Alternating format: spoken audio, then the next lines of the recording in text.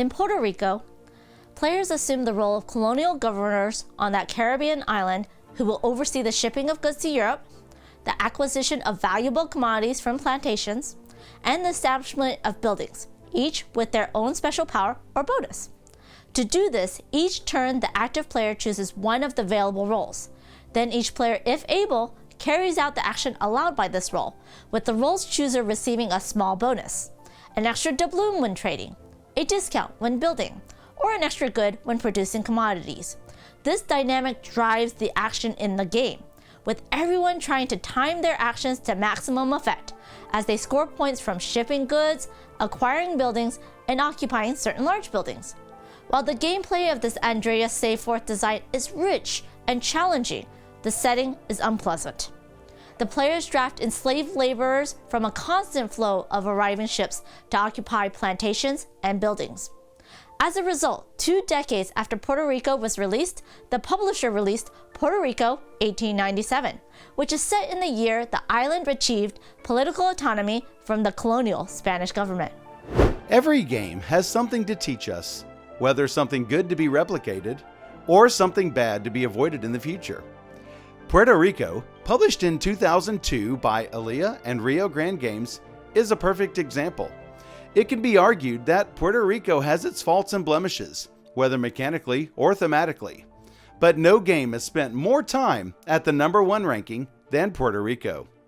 From 2002 through 2008, it sat on the mountaintop until being challenged by a 2025 inductee to the BGG Hall of Fame, Agricola. Those 2 Euro-style games fought for the #1 position for the next 2.5 years, before another Hall of Famer, Twilight Struggle, outstruggled them both by early 2011.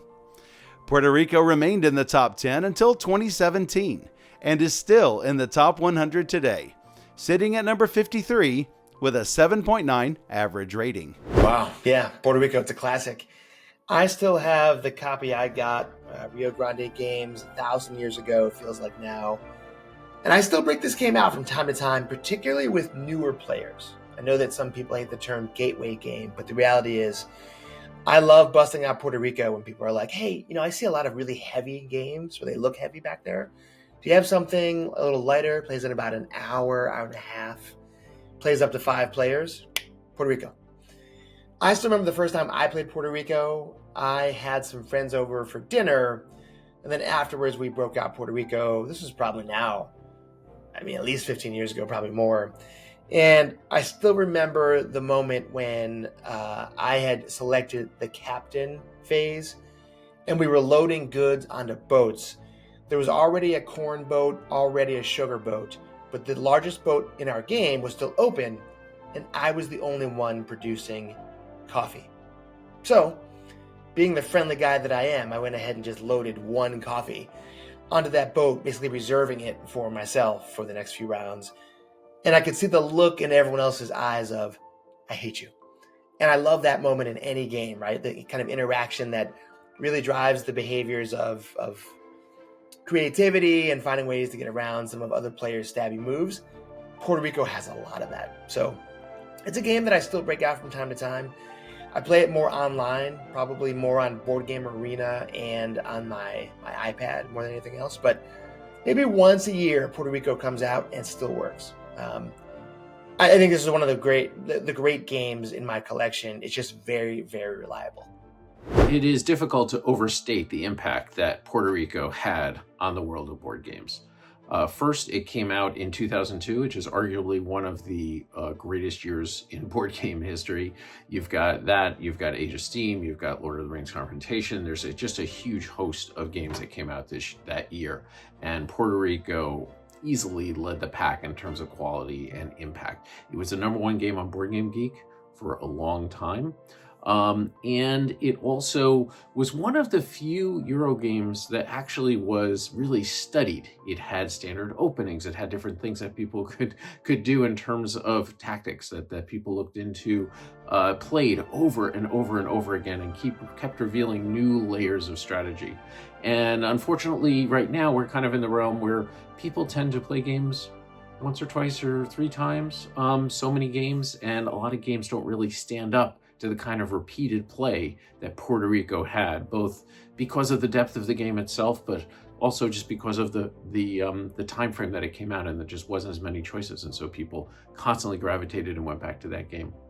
You've also got tremendous innovation in terms of the mechanics. It was one of the first games that had what is called the follow mechanic, where one person would go and then other people would be able to play a lesser version of that action. And so you had to judge not only what you were going to do, but maybe what other people might do in the future, or how what you were doing was going to impact other people, which was a very simple way to incorporate a lot of very subtle interactivity between the players without being directly confrontational. It also was one of the first ones that really had a big progressive turn order system, where a chip moved around the table that changed the turn order.